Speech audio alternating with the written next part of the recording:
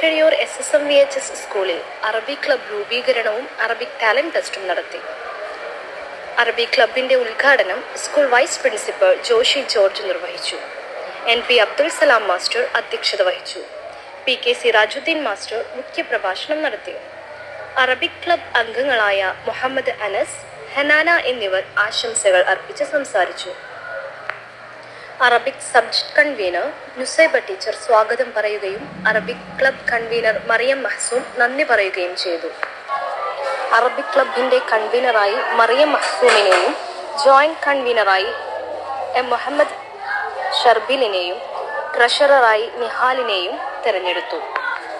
Arabic learning improvement force നടത്തിയ Arabic talent ടെസ്റ്റിൽ P. Muhammad Sharbeel 1ാം സ്ഥാനം നേടി.